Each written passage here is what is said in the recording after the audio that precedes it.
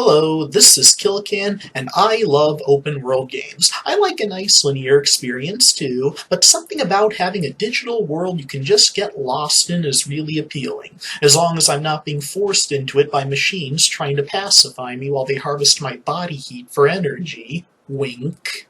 And here's my top 10 open world games. Gear up and get ready to explore. Starting up with number 10, we have Infamous, one of the few PS3 exclusives worth remembering to me. You play as Cole McGarth, the wrong guy who was in the wrong place at the wrong time and ended up being given superpowers, which sucks because you got this J.J. Jameson knockoff who's constantly telling everyone you're the bad guy on the news no matter what moral choices you make. Having electrokinetic superpowers is really fun, but the game really does drive home the tragedy of Cole's predicament. It turns out the villain of the game, Kessler, has this whole time-traveling, going back in time to make someone more powerful and more strong, to stop something worse from happening. It's messy, I don't want to do any spoilers. But it's awesome, really.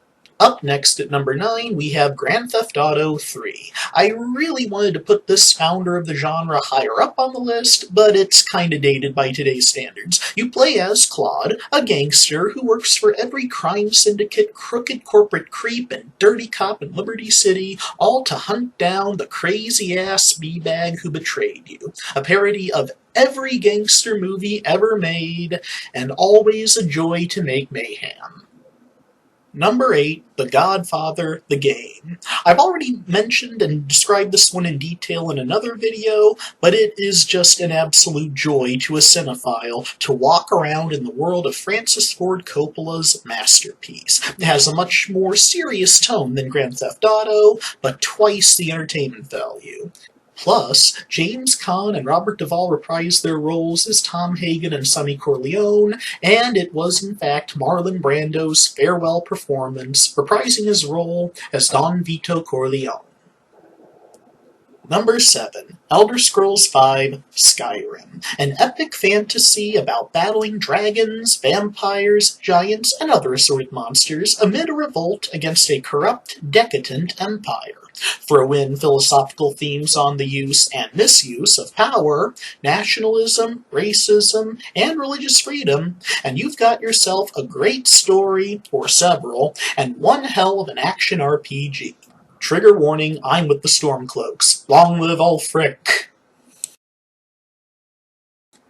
Number 6, Far Cry 3: Blood Dragon. As much as I love machine gunning pirates in Far Cry 3, this expansion takes the cake and eats it too. A love letter to every 1980 sci-fi actioner ever made. From the music, to the weapons, to the neon lighting, all the way to the voice of Corporal Hicks / Sergeant Kyle Reese himself as the game's main hero, Rex Power Colt. The most 1980s game that the game industry ever 1980'd. Number 5, Assassin's Creed Rogue. To be honest, I'm really not that big on Assassin's Creed. As a historian, I always found the past to be fun enough without secret societies and ancient alien conspiracies with overt left-wing biases in the writing. And I'm a fan of neither the Assassins nor the Templars, which is why Shay Cormac, who switches sides to right a grievous wrong, is my favorite hero of the series. Plus, it's set in the French and Indian War, a much bigger moment in American history than people give it credit for. And, of course, all those big ship-to-ship naval battles. It's just so much fun to be a pirate on the icy northern sea. Number 4, Metal Gear Solid V: The Phantom Pain. As unfinished and disappointing as the game was, I can't help but love it. First off, it's not Snake, nor is it Big Boss. He has a name. Agent Jack Bauer. And he's gone back in time to the mid-80s to kick the asses of two of the biggest bad guys of the decade, the Soviet Union and apartheid South Africa.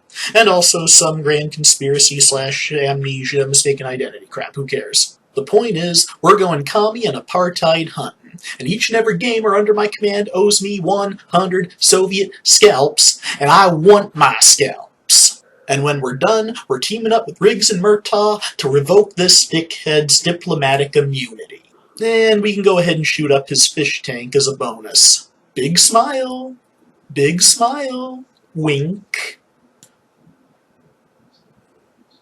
Number 3, Mercenaries, Playground of Destruction. Even more commie bashin' fun. Play as one of 3 badass mercs with one purpose and one purpose only. Kill off North Korea's high command by any means necessary.